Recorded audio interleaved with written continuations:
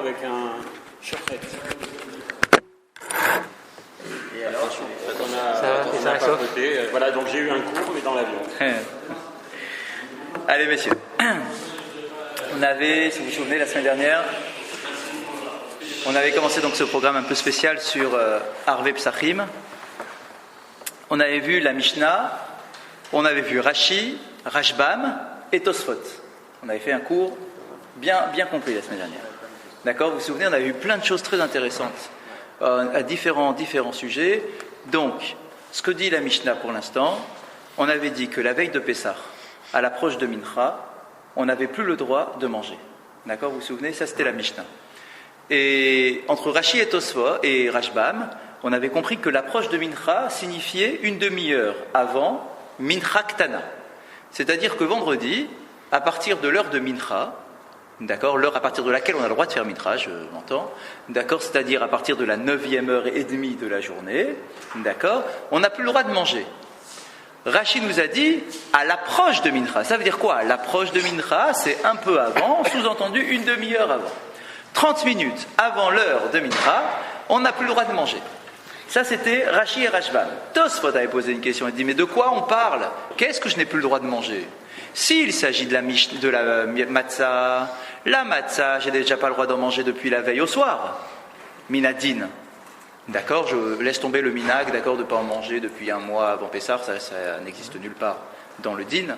Le din, c'est simplement de ne pas en manger la veille au soir, d'accord, avec cette fameuse parabole qui avait été donnée, d'avoir un peu de patience et de se dire, t'es presque au Seder, t'as attendu, t'es presque au Seder, t'es dans 2 heures, t'es à la table du Seder. Attends un peu, ne mange pas de la matzah, comme ça quand tu vas manger ta matzah du Seder, tu auras au moins un peu de plaisir. D'accord ? C'est pour ça que la matzah, on n'a pas le droit déjà de manger depuis la veille. Donc c'est pas de ça dont elle parle la Mishnah, parce que la Mishnah elle me parle d'un interdit 2 heures avant Mincha, avant la truc. Du coup on a dit peut-être des légumes, fruits, viande. Et ça on a dit non, ça c'est pas possible non plus qu'elle parle de ça la Mishnah. Pourquoi ? Parce qu'on sait par ailleurs que la consommation de légumes et de fruits c'est autorisé la veille de Pessah jusqu'à la nuit. D'accord, concrètement jusqu'au Seder, quoi. Je peux arriver à mon Seder en train de finir ma carotte. D'accord, donc j'ai le droit d'en manger jusqu'au soir. Donc la Mishnah, qu'est-ce qu'elle vient ? De quoi elle me parle ? De la matzah, c'est déjà inclus déjà depuis la veille. Des fruits et légumes, c'est déjà autorisé jusqu'au soir. D'accord, donc qu'est-ce que je n'ai pas le droit de manger 2h30 avant le Seder ? Réponse, la matzah ashira. C'est ce qu'avait dit Tosfot. La matzah ashira, c'est ça dont parle la Mishnah. Je n'ai pas le droit de manger de la matzah ashira à partir de 2h30 avant la nuit. C'est de ça dont on parle. La matzah ashira, j'ai le droit d'en manger le matin. J'aurai le droit d'en manger pendant Pessah pour les Sfaradim. Mais 2h30 avant, j'en mange pas. Au moins, et pourquoi ? Afin d'avoir un peu d'appétit. Et on avait dit que tu as une mitzvah, c'est un hidour, c'est pas une mitzvah de la Torah. C'est mieux de manger avec appétit la matzah. De te dire, quand tu manges ta matzah, je suis content de la manger. Or, si tu as mangé déjà tout l'après-midi, où est-ce qu'il va être ton plaisir ? D'accord ? La ficomane, il faut la manger avec appétit.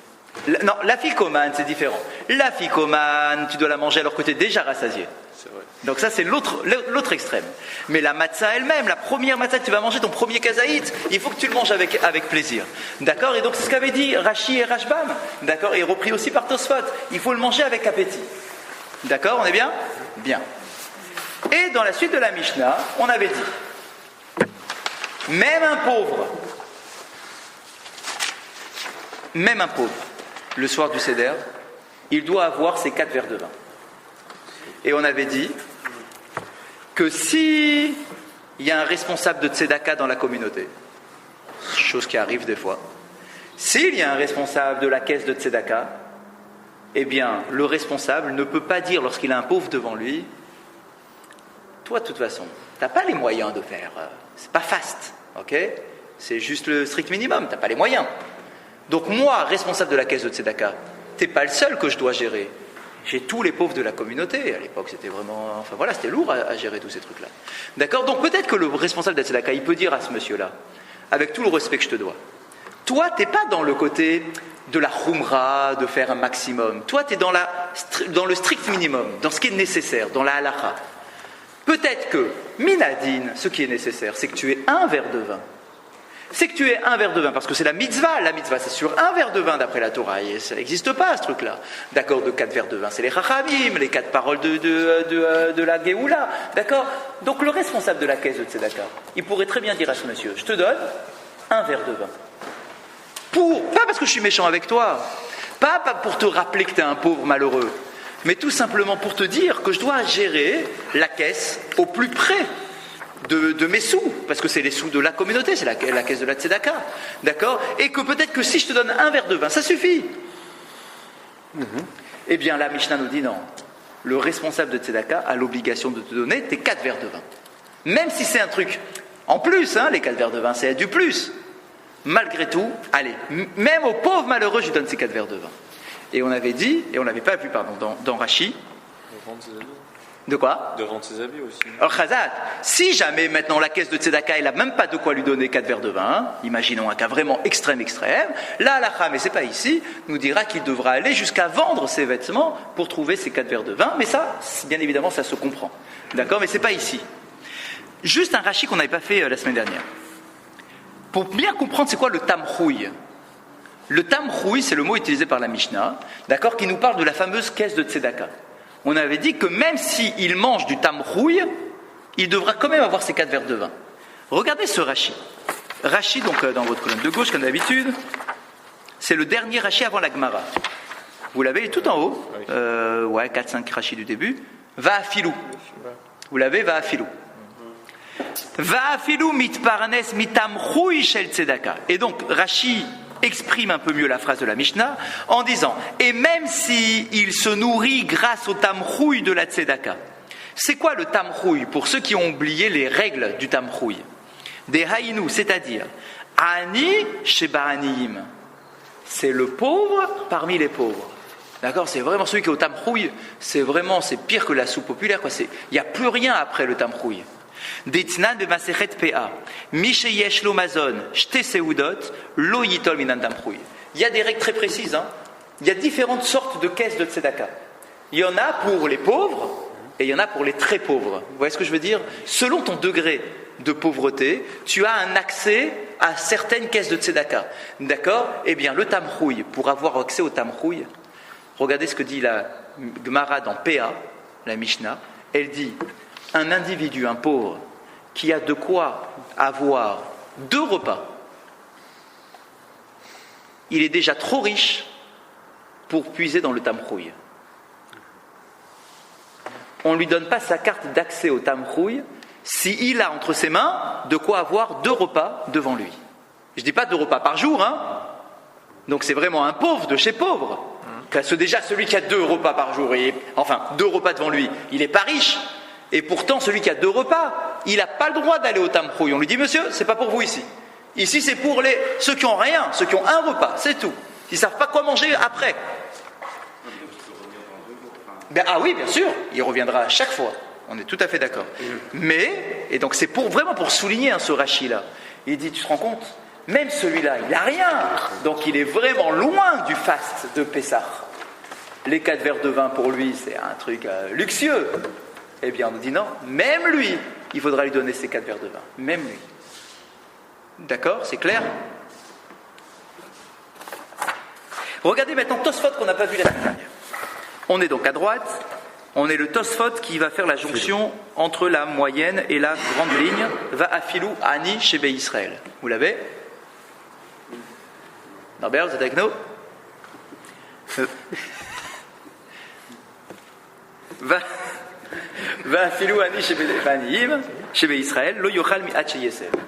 On avait dit, même un pauvre parmi le peuple d'Israël, il n'aura pas le droit de manger jusqu'à qu'il s'accoude. Vous vous rappelez ce qu'on avait dit? Jusqu'à qu'il s'accoude. Alors que pour monsieur tout le monde, il y avait écrit jusqu'à qu'il fasse nuit. Pour le pauvre, il y avait écrit jusqu'à qu'il s'accoude. Regardez Tosfot. Des salka datar, des asevat ani lo chashiva heseba, de lo alma leesev, ve enze derech cherut.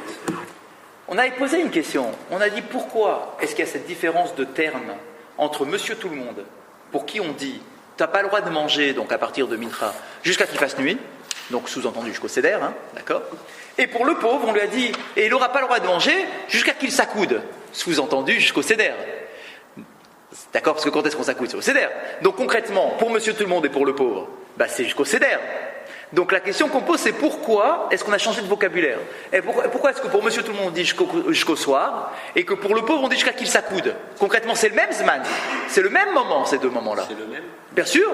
Parce que quand est-ce qu'on s'accoude? Quand on voit la première. Ok, donc c'est quoi? C'est quand il fait nuit. Quand est-ce qu'on se met au Seder? Le premier qui douche. On a déjà fait, C'est le premier qui douche. Dans un cas, il fait nuit, on n'a pas commencé le Seder, on va le commencer, et quand est-ce qu'on s'accoude? Dans l'autre cas, quand il fait nuit, le premier qui douche. Si on dit que il y a un petit laps de temps. Rien, c'est pas... Si on emploie le vocabulaire qu'on s'accoude sur le pauvre, c'est que forcément le cause de vin est spécifique, il doit être forcément pour le pauvre. Oui. Et regarde ce que rajoute Tosfot. Regardez ce que rajoute Tosfot. Oui. Que le pauvre. Que même s'il n'a rien à manger, au moins ils vont les 4 causes de vin. Eh bien, exactement. Regardez, c'est un combiné de ce que vous dites. Des salles kadatar, tu aurais pu croire.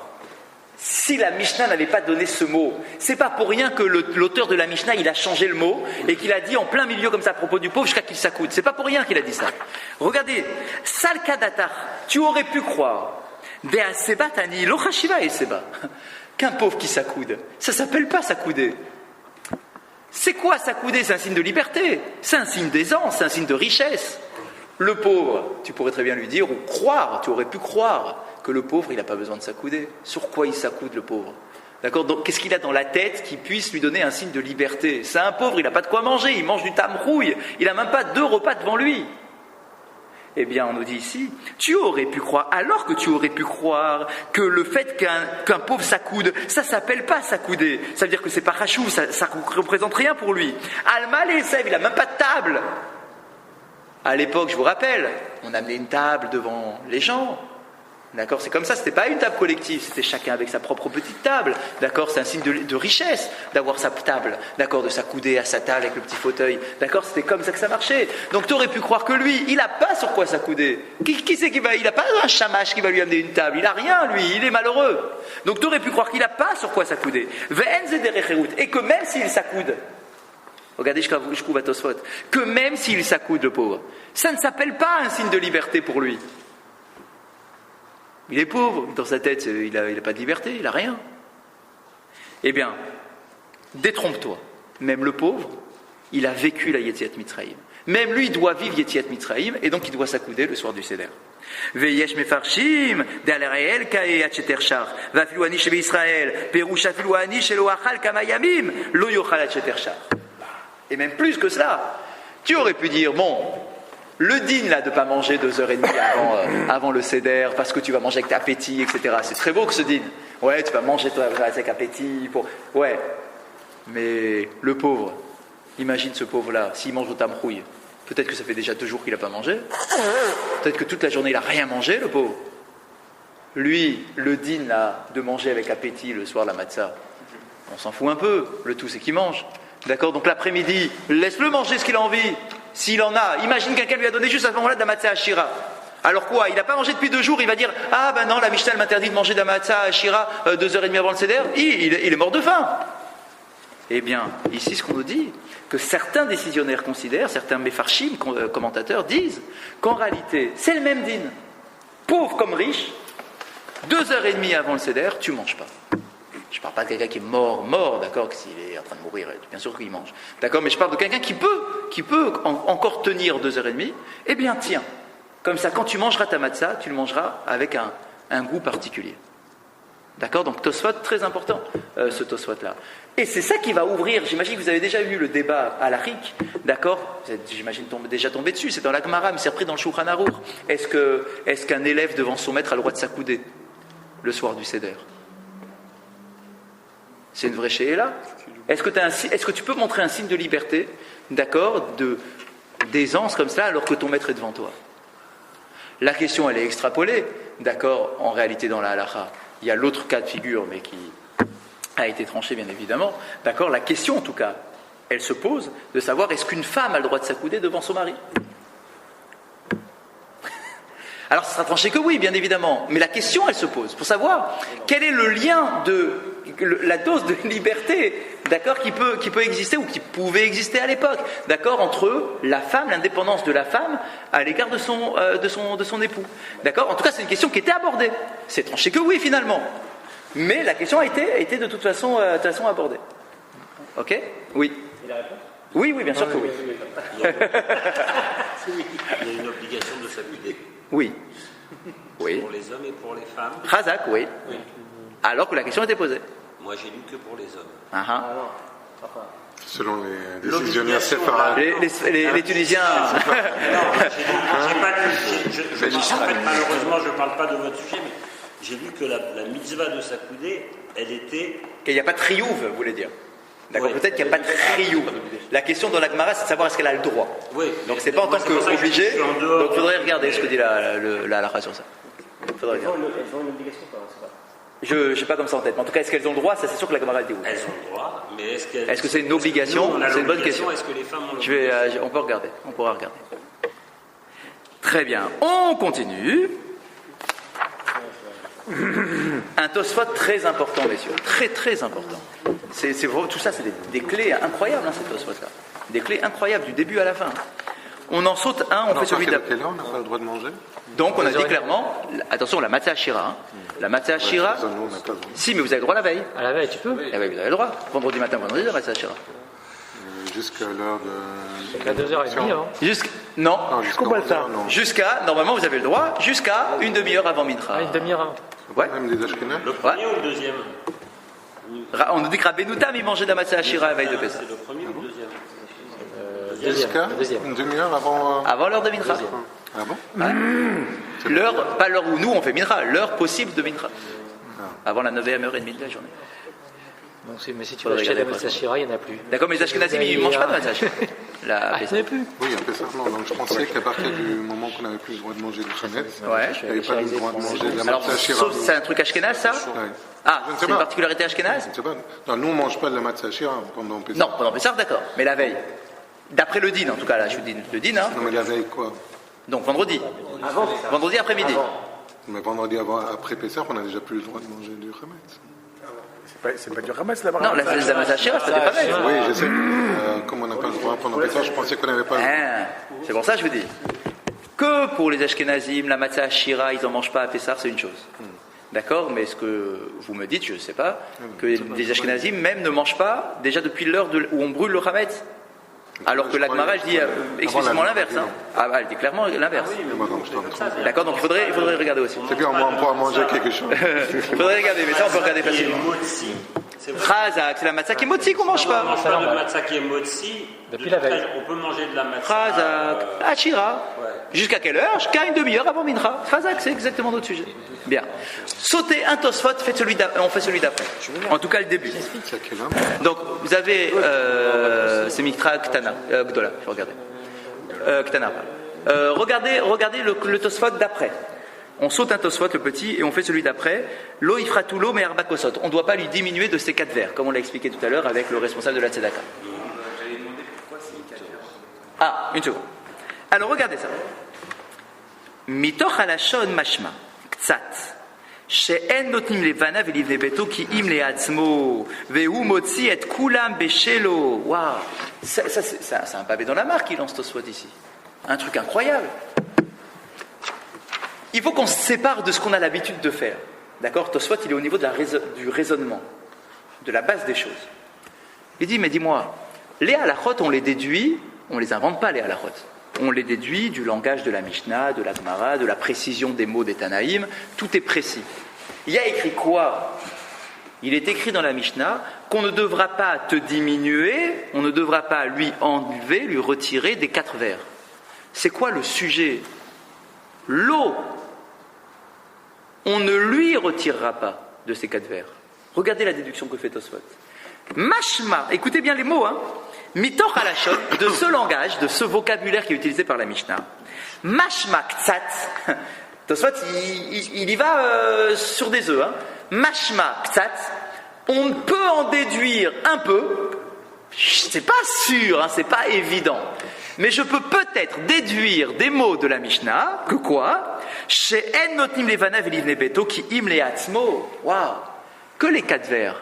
en réalité, on n'est pas obligé de les donner à tout le monde. Il suffit de donner au chef de famille. Il y a écrit, tu ne lui diminueras pas de ces 4 vers. Sous-entendu, mais ce monsieur, il a une famille.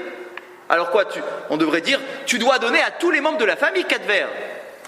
Nous, aujourd'hui, tout le monde a ces 4 vers.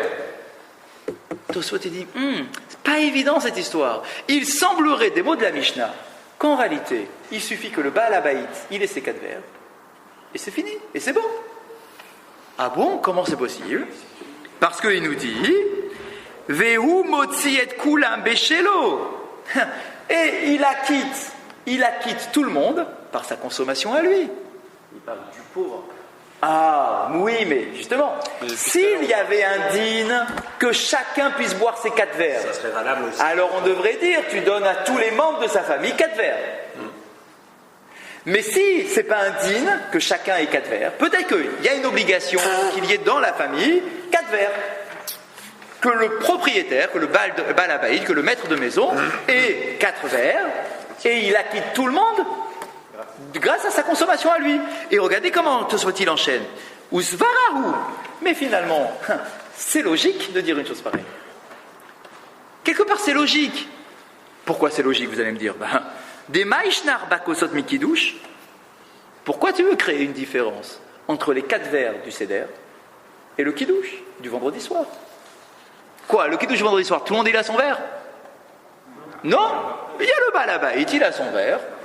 Mais le partage, en réalité, c'est juste parce qu'on s'aime bien. Mais en réalité, le Baal Habayit, il boit son réveillite. D'accord, de quoi remplir une joue. D'accord. Et puis ça y est, c'est terminé. La mitzvah, elle est réalisée. D'accord. Alors pour que chacun aime la mitzvah, alors tu sais bien que chacun y mette sa bouche dedans. Ok. Mais concrètement, c'est pas une obligation. D'accord. C'est pas une obligation. Le Baal Habayit, s'il a bu la bonne quantité, c'est bon, la mitzvah elle est faite. C'est lui qui a fait la bracha. Donc, exactement. Alors il nous acquitte. Mais c'est un principe qu'on connaît partout. Shomea Keone, celui qui écoute, c'est comme s'il avait fait. C'est pareil pour le kiddush, et on le fait ici même le kiddush le samedi matin, c'est exactement pareil, quoi. Chacun il doit boire son verre, n'importe quoi. D'accord, tu t'acquittes avec ce qu'il fait le chazan. Point. Donc quand on écoute le kiddush, même si on n'a si rien on à voit pas, boire, Je t'acquitte.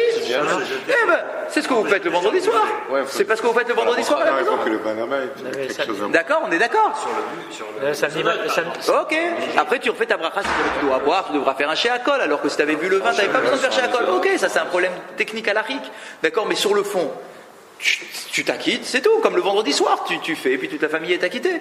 Donc là, le Tosfot, il nous dit, il semblerait de la Mishnah qu'effectivement, il y en a un qui fait pour tout le monde, puisque je donne les 4 vers que au Baal Habayit. Et d'ailleurs, il dit, ce qu'il me semble sortir des mots, en réalité, c'est logique. Parce que pourquoi est-ce que tu veux créer une différence entre le kiddush du vendredi soir, du Shabbat, et les 4 vers du Seder?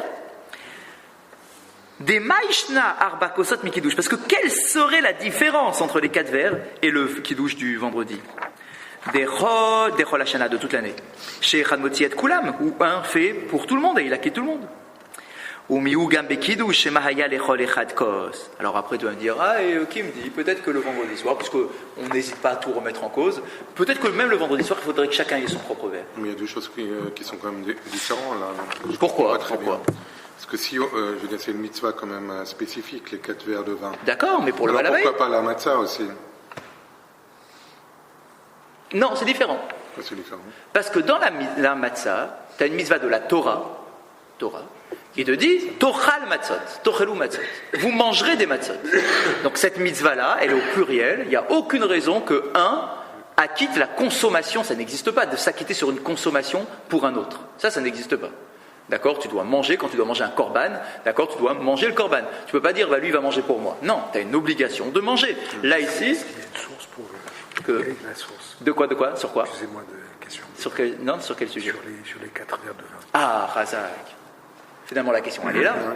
Sur la matzah, j'ai une source, c'est la Torah. Oui. Torhlou, tu devrais manger. Que ce soit le premier kazaït ou le dernier, c'est effectivement une belle marloquette, mais en réalité, tu as une mitzvah de manger de la matzah, c'est clair. Bien. Les 4 verres de vin, il n'y a pas écrit nulle part dans la Torah, Tishtu Yahin et Tishtu Arba Kosot Yahin. Ça, il n'existe pas ce truc-là. D'où ça sort? Rashi le dit.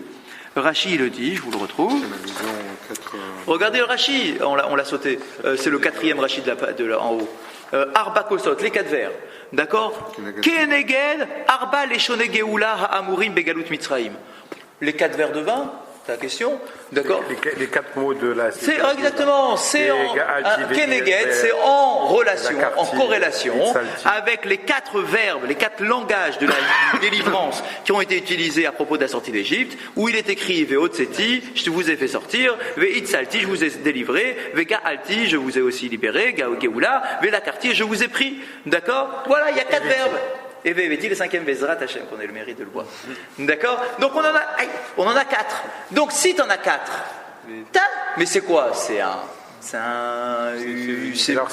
une dracha de nos Chachamim, quoi. C'est une dracha de nos Chachamim. Donc quelle est la source c'était dans la Gemara? Oui, bien sûr. C'est dans la Gemara. Et après, tout le monde d'ailleurs n'est même pas d'accord. Dans le Zohar, on va donner une autre allusion qui n'a rien à voir avec les 4 langages de la Géoula. Ils vont nous dire c'est les 4 fois. Alors ça se creuse aussi, d'accord, les 4 fois où on dit que le pharaon avait une coupe de vin dans sa main. D'accord, quand il raconte les rêves là, d'accord, à 4 reprises on trouve le mot kos, là-bas. D'accord, donc on dit, ah tiens, c'est un rapport avec ces 4 verres là que le pharaon avait dans ses mains, etc. etc. Donc, oui, bon, c'est une dracha quoi. C'est une dracha des Chachamim avec tout le poids que cela représente, mais c'est pas un din Torah. Donc, t'as pas une obligation individuel de boire. Tu as une obligation de faire un kidouche, ok, mais même ça, c'est les Chachamim qui ont instauré. Alors pourquoi est-ce que dans ce cas-là, s'il n'y a pas d'obligation, pourquoi est-ce que même le pauvre doit avoir ses 4 C'est en relation. Enfin, la question elle est claire, la question est très bonne. D'accord? Pourquoi tu vas aller jusqu'à sur quelque chose qui n'est pas puiser dans la caisse. Fais-moi le drage sur la matzah, je veux bien. D'accord. Alors qu'on ne le dit même pas pour la matzah, tu te rends compte? Tu vas aller puiser dans la caisse des plus malheureux pour aller lui donner 4 verres de verre, alors que ça va quoi, c'est qu'une dracha. Et que tu vas aller dire qu'il devra vendre ses vêtements pour aller ces trucs-là. Parce que les Chachamim nous disent que ces 4 langages-là, ce sont des langages qui doivent nous parler aujourd'hui, sur lesquels le peuple d'Israël vit aujourd'hui. Cette Géoula de Yetziat Mitzrayim, d'accord, eh bien, elle est ce qui fait notre identité. Et ça, tu ne peux pas t'en passer. Voilà, d'accord, tu dois vivre avec ça. Ouais. Sur, si on a juste kazaït de Matzma Shmura, on la mange au début du repas. Alors, c'est lié à la question qu'on a en suspens pour l'instant. Ouais, exactement. On la mange au moment de la fête romaine. Voilà, exact. Et alors là, il y a une marloquette. Pour savoir quelle est la. Et je crois que on commence. La c'est qu'on commence par une matzah qui n'est pas shmora. D'accord, et on garde le kazaït pour la fikoman. La fikoman. Parce que la première, c'est l'obligation de par rapport au matzah. C'est ça. Et la deuxième, c'est les deux. Non, c'est les deux. Oui, ça veut dire tel korban Pessah et l'obligation de manger de matzah. Tu avais une réponse pour ce qui doit vendre. Ouais, c'est ça. Pourquoi aller jusque-là? Vas-y, t'as écrit quelque chose qui était pas mal. C'était qu'en fait, dans la fête de Pessah, pourquoi est-ce qu'on est tous ces langages de liberté, en fait, c'était pour essayer de sortir de l'esclavage d'Égypte. C'est un esclavage qui était intellectuel. Et donc, si le pauvre, il ne boit pas ses 4 verres de vin, lui, il n'a pas d'argent, il croit qu'il n'a pas d'argent, il croit qu'il toute sa vie il va rester sans argent, il va jamais rester sans rien. Et donc, lui, en fait, il est prisonnier de l'idée qu'il est pauvre. Donc, il faut qu'il sorte il faut qu'il libère son esprit. Et pour qu'il sorte de sa pauvreté, il faut qu'il prenne ses 4 verres. Et l'autre, et loin, ce que j'étais en train de penser, c'est que justement, à la sortie d'Égypte, c'est qu'on sort du système pyramidal de l'Égypte pour faire une société de gauche communiste dans laquelle même le Chesed Tzedakah Mishpat, c'est notre saut. C'est nous qui avons inventé le communisme. Hein. C'est pas pour rien. C'est pas pour rien. Mais ok. Donc. ומיוגד בקידוש שמהיה לכל אחד כוס, כדי משמע לכמן. גבי חזה להוא סבא דגחינן ושתי. On nous dit, mais peut-être que même pour le kidouche, t'es en train de me dire que puisque pour le kidouche, il n'y en a qu'un seul qui boit, alors même pour les 4 verres, on devrait en avoir qu'un seul qui boit. Alors là, du coup, le Tosfot, il va jusqu'au bout de son idée, il dit, mais qui me dit que pour le kidouche, il n'y en a qu'un seul qui doit boire? Allez, on remet tout en cause. Qui me dit que pour le kidouche, il n'y en a qu'un seul qui boit? Peut-être que chacun doit boire. D'ailleurs, il raconte une histoire, d'accord, où on a vu un petit vieux qui lui aussi, il a bu son verre alors que tout le monde avait déjà son verre. D'accord, donc c'est bien une preuve que tout le monde avait son verre de vin pour boire. C'est vite fait comme quoi. koso. Ve'od de'amar bigmara, hishka mehen evana, ve'livne beto, yatsa, ve'hu de shata ruba de kasa. D'accord? Et alors, il donne comme ça plein de sources. On dit qui vont dans les deux sens. Des fois, tu vois où chacun a son propre verre, et des fois, tu vois que le père, il a bu, et qu'après, il a donné un petit peu à tous les autres enfants. Ça veut dire quoi? Ça veut dire qu'il s'est acquitté lui tout seul, d'accord? Et qu'il a acquitté tous les autres. Et on dit là-bas, à condition que le Baal Habayit, il ait au moins bu la bonne quantité. Donc, c'est bien la preuve que c'est lui qui acquitte tout le monde. D'accord? Donc, on a comme ça toute une série de preuves, mais qui sont juste en allusion, qui sont données ici. Mashma de Hemiatsu bishmiya. Donc, si tu dis que juste lui doit boire la bonne quantité, et que les autres, il suffit qu'ils trempent les lèvres, alors du coup, ça veut dire quoi? Ça veut dire qu'ils se sont acquittés non pas par leur consommation, mais qu'ils sont acquittés parce qu'ils ont entendu. Dabainan ruba de kasa. Ve'od de mashma de lechatrila en regilut leashkota. Miu yesh litrot besheyesh lahem kos leatzmam. Inami bivne uvne veto ketani maire. Velo igiu lechinuch. Alors on dit que c'est peut-être un problème de chinuch et que c'est pour ça qu'il faut donner à chacun de quoi boire pour qu'il s'habitue à boire, etc., etc. Résultat des courses. Regardez comment il tranche, après tous ces exemples qu'il ramène, dans un sens comme dans l'autre. Vea mahmir, tsarich leizaher, shelo, juste une ligne.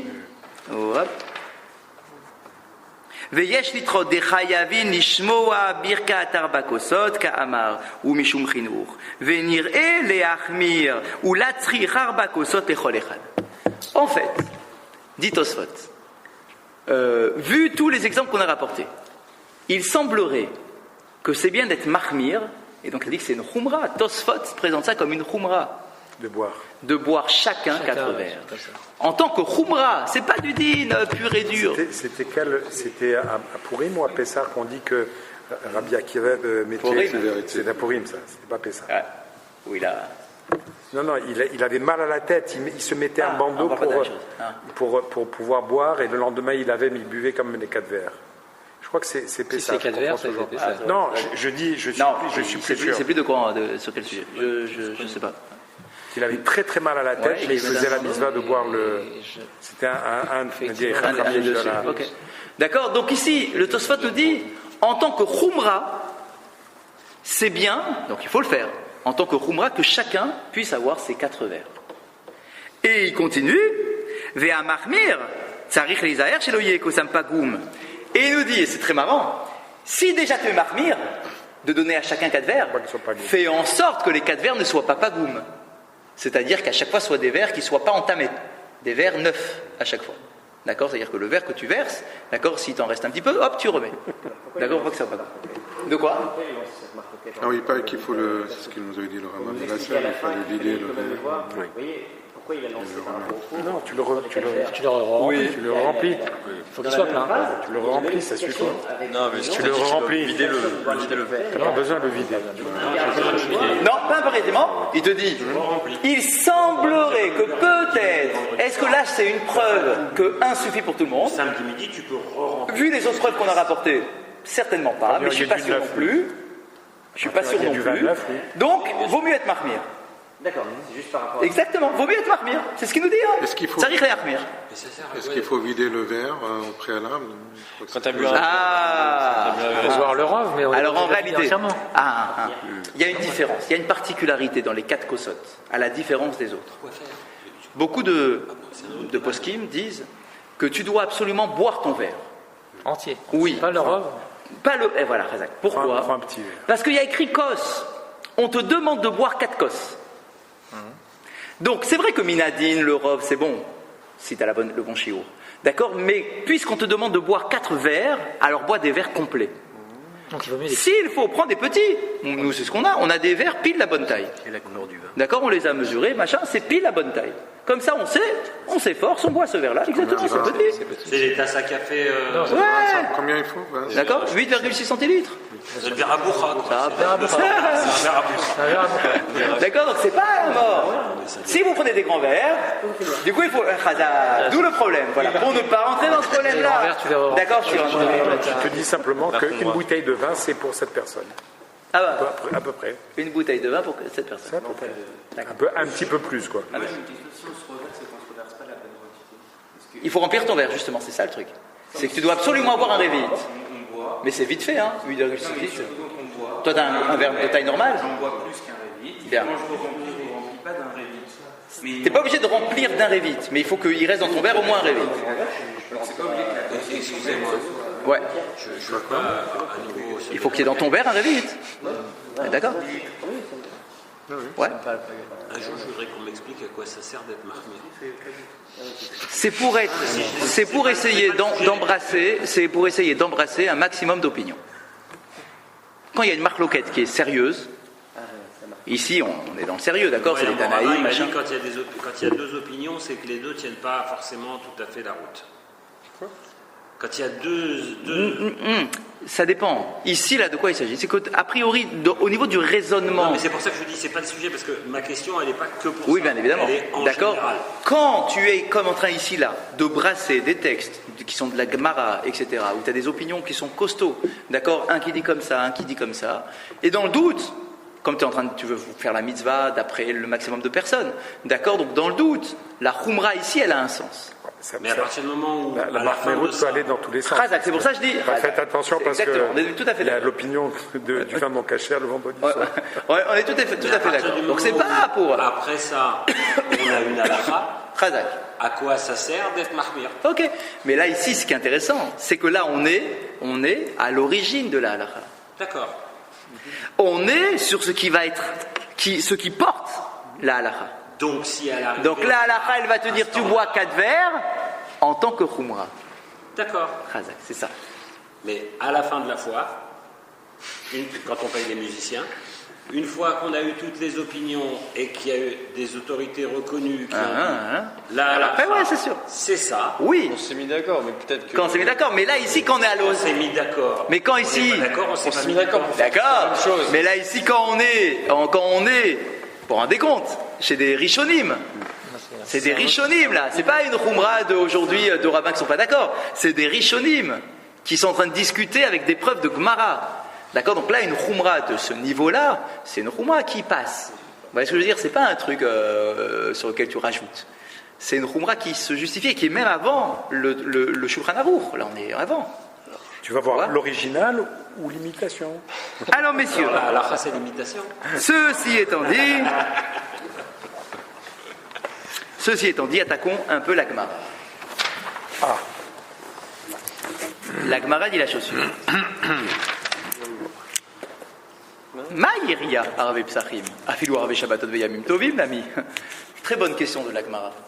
Elle dit, ah, tu m'as apporté ça comme un scoop incroyable. Veille de Pessah, j'ai pas le droit de manger avant Mincha, etc. Waouh, comme si je découvrais la lune. Tosfot, Rachid, la Gemara nous dit, Maïria Arve Psachim. C'est quoi ton scoop là? En disant oui, Arve Psachim, t'as souligné ça 10 fois le soir de Pessah, t'as pas le droit de manger. Il a dit mais c'est un truc classique ça. Afilou Arve Shabbatot Veyamim Tovim Nami. Mais tous les Shabbats de l'année on dit la même chose. Et pour toutes les fêtes on dit la même chose. On n'a pas le droit de manger de mésonotes, de trucs consistants déjà à partir de l'heure de Mincha. C'est pas un scoop ce que tu me réponds. On dirait que ça existe que pour Pessah. Ça n'existe pas que pour Pessah, ça arrive pour tout. D'accord, Shabbat et Yom Tov, c'est pareil.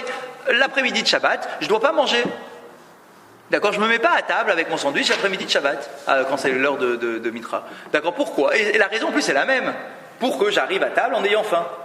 Je dois avoir une mitzvah de Honek Shabbat. Le Honek Shabbat, il passe par la consommation, d'accord, par les repas. Donc du coup, si je suis déjà rassasié, je ne vais pas prendre de plaisir à mon repas. D'accord, donc ça on le dit sur toute la semaine, toutes les semaines on dit un truc pareil. Ouais, mais C'est pas un scoop, c'est pas une spécificité de Pessah. si la raison c'est d'arriver à table en ayant faim, Oui. pourquoi on a le droit de manger des légumes alors? Parce qu'on peut se Parce qu'on rassasier. considère que quoi, combien tu vas manger des C'est-à-dire légumes, que quoi, des tu vas- légumes, tu vas- ça, tu c'est vas- D'accord, ça va pas te caler, et quoi, tu vas enfiler tous les légumes de ton frigo. Ça va. Ouais, je veux dire, c'est ça qu'il nous dit. Alors que quand tu manges un gâteau, quand tu te mets à table pour manger un petit sandwich maisonnote, un petit millefeuille, tu dis attends quand même, c'est pas le moment.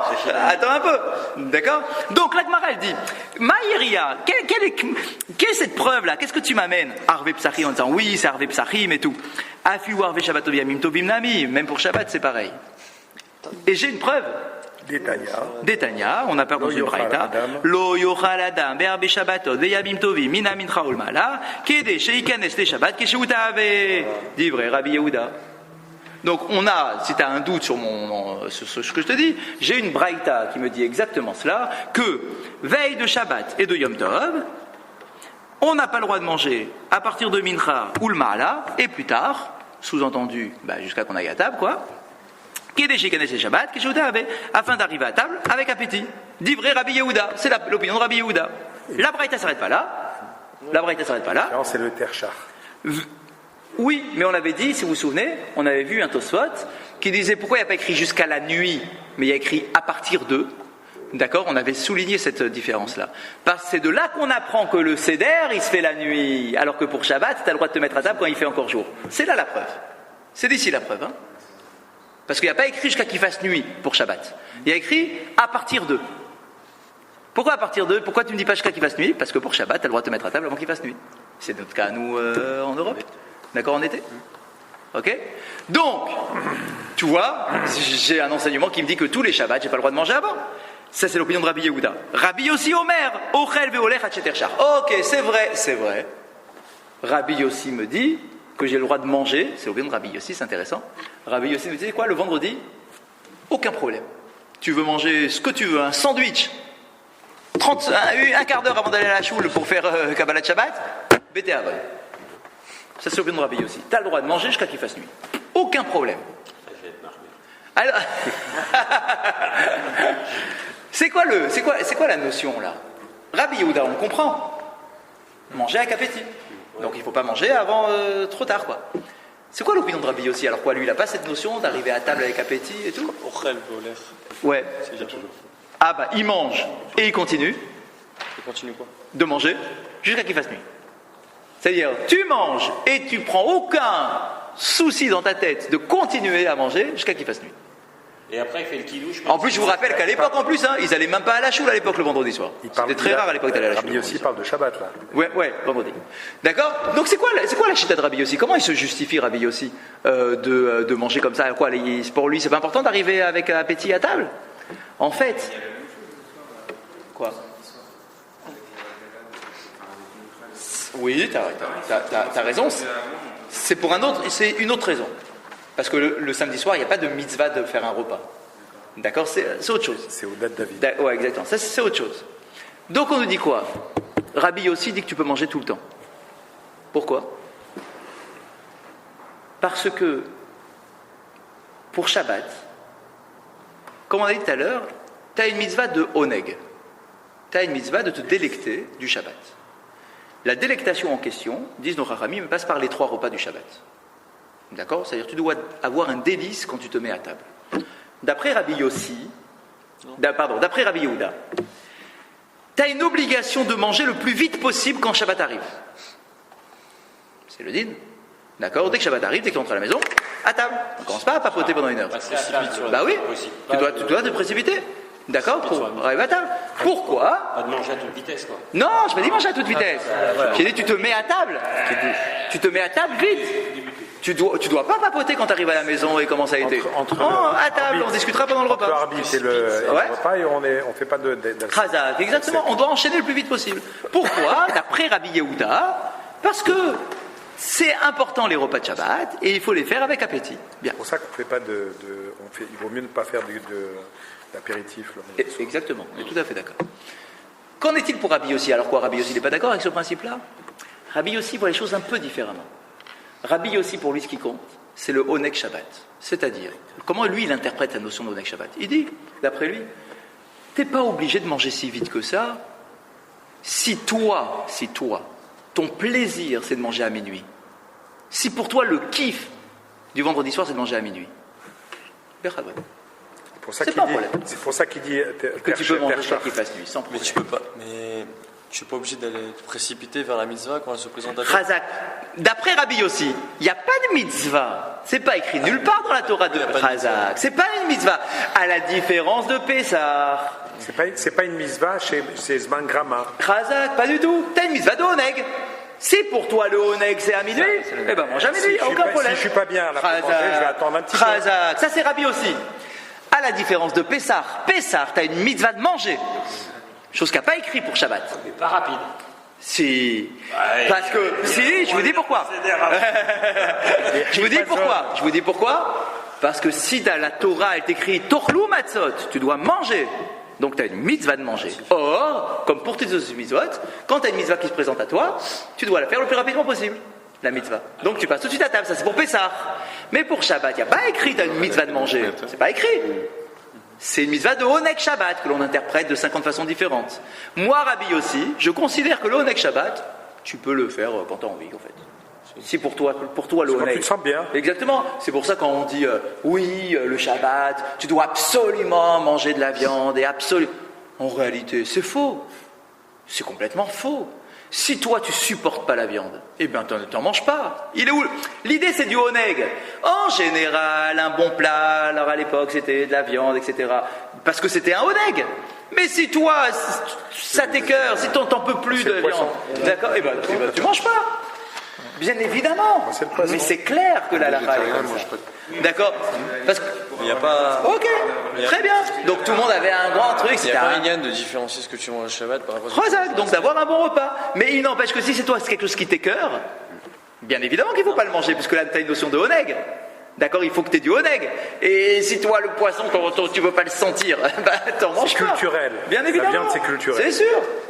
D'accord. Donc, le rabbi aussi, il est super. Il dit, en réalité, mange quand tu veux. Donc, puisque tu peux manger quand tu veux, eh bien, tu peux aussi manger jusqu'à qu'il fasse nuit. Puisque, en fait, tu géreras le temps. Exactement, tant que tu fais tes 3 repas. Même Rabbi aussi, il va même plus loin dans les Mefarshim. D'accord, ils disent que si tu n'as pas envie de manger le soir, bah, tu mangeras 3 repas le lendemain. D'accord. Si c'est une question de oneg, tu ne peux pas forcer quelqu'un à manger. Tout est dans cette notion de oneg. Qu'est-ce que tu mets dans le oneg? Ça peut aller très loin, le oneg. Mais quand même, il faudra 3. Rabbi aussi ne peut pas dire t'as pas 3, parce que les 3, ça vient de la Torah. C'est un zécher qui est dans la Torah. Chazak, ok, on est d'accord. Alors, donc, on dit, pourquoi tu me dis que c'est un scoop pour Pessah? C'est pas un scoop pour Pessah. Regarde, Rabbi Yehuda, il a écrit explicitement que c'est un truc pour tous les vendredis soirs qu'on ne mange pas depuis Mincha, etc. D'accord? Alors, il est où le scoop? Réponse. On a 2 réponses qui vont être proposées. Amar Rav Huna. Rav Huna est le premier à s'exprimer. L'Otzricha est là, les rabbis aussi. En réalité, effectivement, la Mishnah, c'est pas un scoop, d'après tout le monde. D'après Rabbi Yehuda, c'est pas un scoop, puisqu'il le dit déjà pour tous les Shabbats de l'année, pour tous les Yom Tov. Pessah, c'est un Yom Tov comme tous les autres. Bien. Pour Rabbi Yehuda, c'est pas un scoop. Par contre, c'est un scoop pour Rabbi aussi. Parce que lui, Rabbi aussi, il dit quoi sur les vendredis et les veilles de fête? Il dit que tu peux manger quand tu veux. Ah, mais pour Pessah, il serait d'accord pour dire que tu n'as pas le droit à partir de l'heure de Mincha. Pourquoi il s'est pas exprimé ici, Rabbi aussi? Parce que le fait qu'il n'exprime pas son opposition, alors qu'il l'a exprimé pour Shabbat et Yom Tov, ça veut dire que pour Pessah, il est d'accord. Sinon, il aurait dit, je suis pas d'accord, moi j'ai mon opinion, c'est jusqu'à Tercha, jusqu'à où tu peux manger. Non, pour ça, je suis d'accord avec vous. Et donc, regardez, c'est écrit explicitement, Hanemile berve Shabbat veyamim tovim, aval bereva Pessah, mishum chiyuva de matzah modé. Ravuna, il va jusqu'au bout de l'idée. Il nous dit, Rabbi aussi, lui, il te dit de manger le Shabbat tant que tu veux, ok, y a pas de souci. Mais malgré tout, quand arrive la veille de Pessah, il te dirait lui aussi que c'est interdit de manger depuis 2h30 avant le Seder.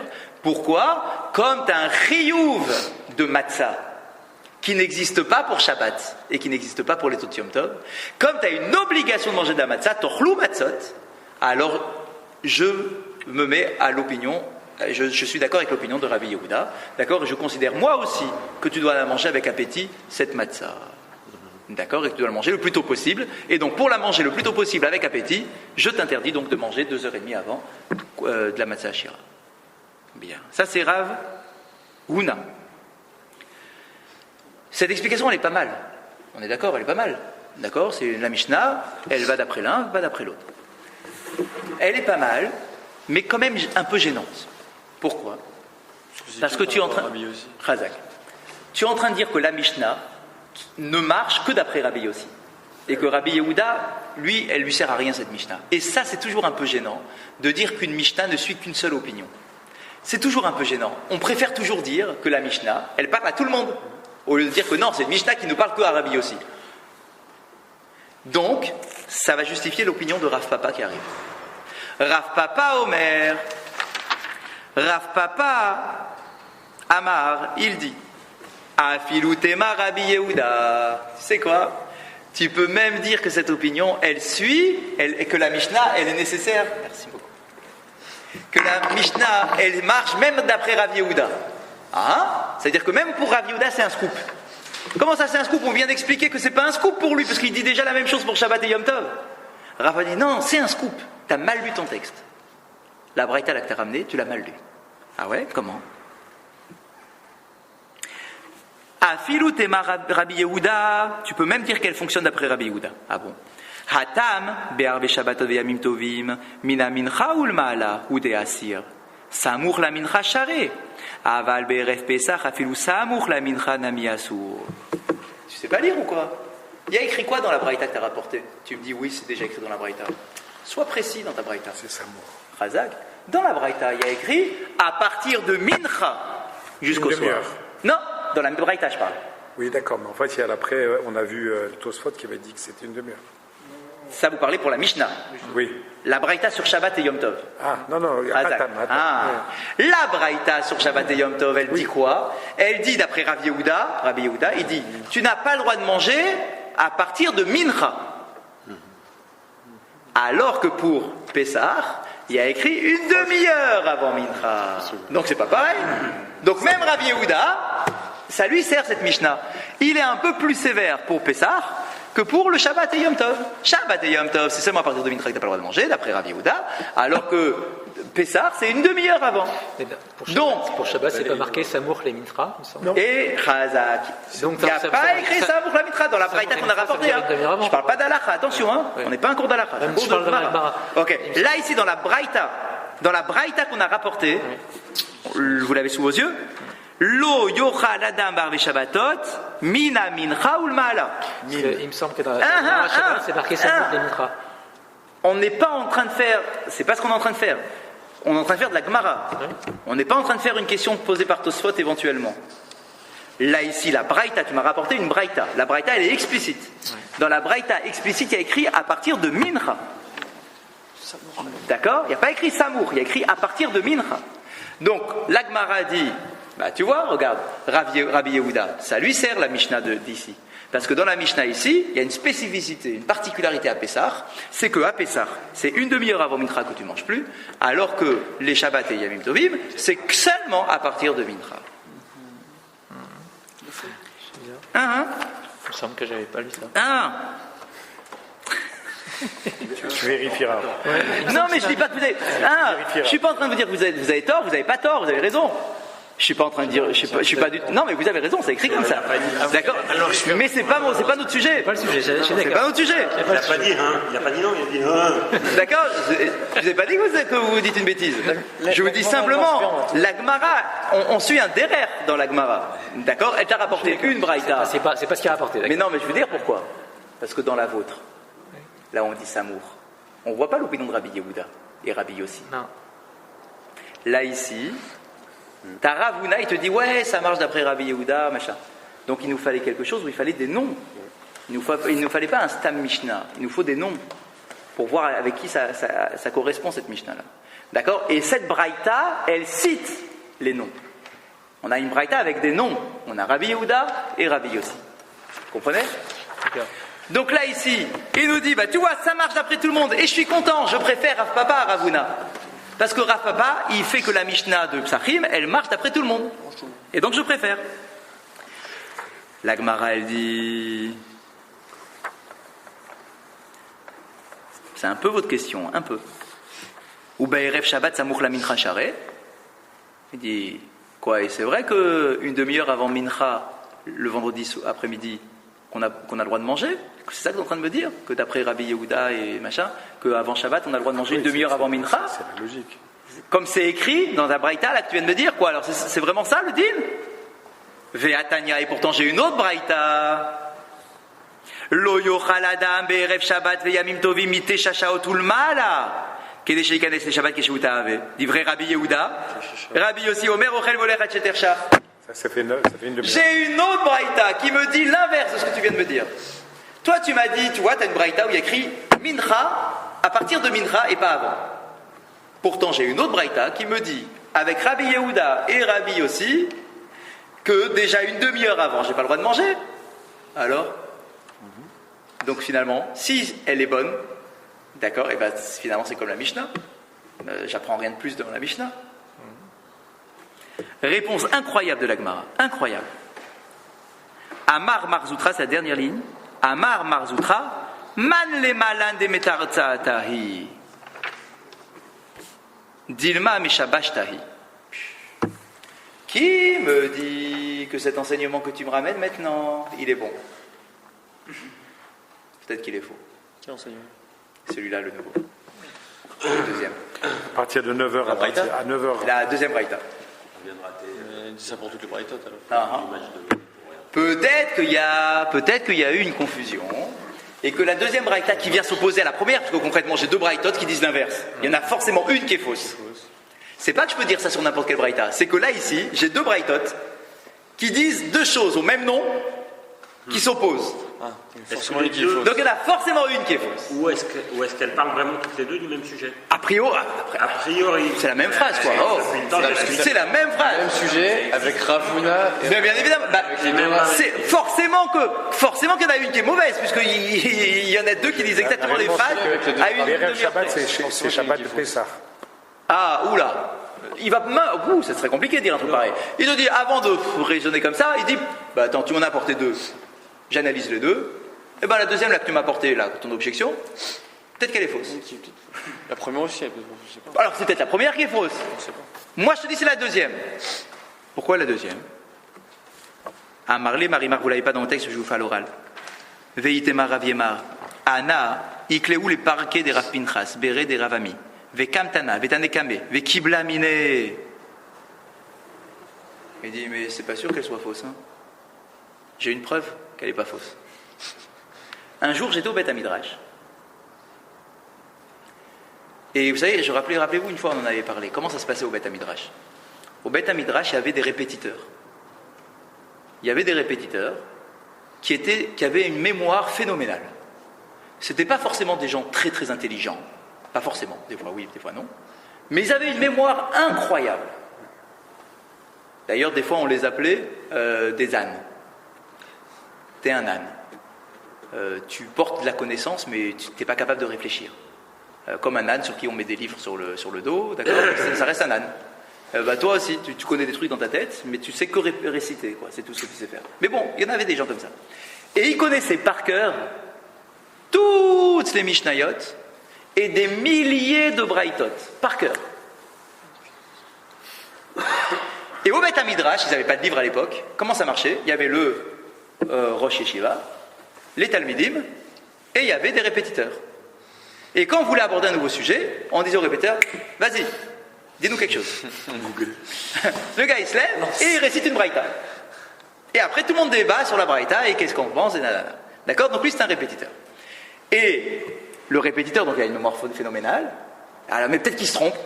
On va savoir, peut-être qu'il se trompe. Le Rav était présent. Il a entendu le répétiteur et il a validé l'enseignement. Il a dit que l'enseignement il est valable. Puisqu'on en a débattu en cours. Mais le Rav, il est répétiteur?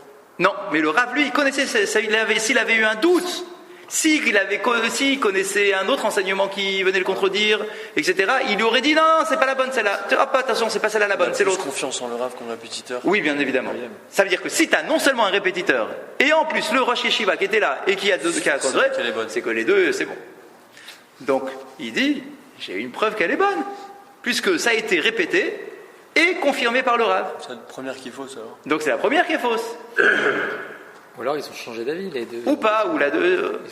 Ils peuvent avoir, dans un premier temps, dit une opinion, et puis quelques temps après, dire une deuxième. Ça existe, ça. On change d'avis. Au niveau des Tanaïm? Non. Au niveau des Tanaïm? Je suis pas sûr. Enfin, je sais pas. Et donc, ça finit comme ça. Kashia. Eh ben ouais, c'est dur. Ah c'est dur, ouais. Et effectivement c'est dur. C'est une bonne question que tu me poses. Il y a un vrai problème. Et là, mechavar tak de Ravuna. Pour sortir du problème, on tranche comme Ravuna.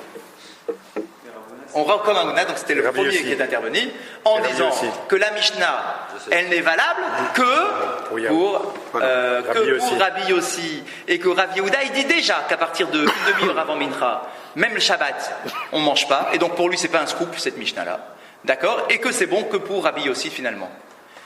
Si vous voulez, juste pour terminer, on dit et pourquoi il a donné plus de valeur à cet enseignement-là qu'à l'autre? Pourquoi une braïta plus que l'autre? Alors, ce que j'ai entendu du Rav Zenberg sur le cours, il dit, en réalité, il y a un truc qui nous manquait à nous dans notre interprétation, c'est que le premier enseignement, celui qui est valable, c'est le premier? Ouais, c'est ça? Que le premier enseignement, que celui qui est valable, il a plus de poids que l'autre, parce qu'il fait partie de la Tosefta. La Tosefta, c'est un recueil de Braïtot, qui est finalement comme une Mishnah. Il y a un recueil qui s'appelle Mishnah, et il y a un recueil qui s'appelle Tosefta. Et il y a des Braïtot qui sont à l'extérieur, qui sont ni dans la Mishnah, ni dans la Tosefta. Le fait d'être dans la Mishnah, ça donne un poids incroyable. Ça a été choisi dans la Mishnah, c'est trié sur le volet. Mais le fait d'être dans la Tosefta, dans la compilation de la Tosefta, c'est quand même une marque de confiance. C'est quand même pas mal. Donc la première, elle est dans la Tosefta. Ça a plus de poids qu'une Braïta qui n'est pas dans la Tosefta. Donc si deux se contredisent, une qui est dans la Tosefta et une qui est en dehors de la Tosefta, je donnerai la priorité à celle qui est dans la Tosefta. Maintenant, pour comprendre la logique de tout ça, si Rav Yossi a un avis et que à cause de son avis on a besoin de la Mishnah, ça veut dire que si Rav Yossi n'avait pas eu exprimé son opinion, ça veut dire que si Rav Yossi a cette opinion, c'est qu'il la tient d'une tradition. Et s'il la tient d'une tradition, ça veut dire que forcément, les deux sont justes aussi. Oui, bien évidemment. On n'est pas en train de dire que Rabbi Yossi, il n'a pas raison et que Rabbi Yehuda est celui qui a raison. En fait, on est en train de reprendre une marloquette qui était et marloquette Tanaïm, ils ont le droit. Voilà. Ils ont le droit parce qu'ils ont des traditions de maître à élève qui est différente. Mais ce qui est intéressant du coup, c'est comme ça qu'on tranche, que même Rabbi Yossi, qui a sa tradition de son maître, il serait d'accord pour la veille de Pessah. Qu'on ne mange plus depuis une demi-heure. Ça veut dire que ce qui est intéressant, c'est qu'on voit que même pour la Mishnah ici, elle est faite en fonction de la vie d'un exactement. Ça veut dire que il y avait déjà une discussion qui a précédé. Exactement.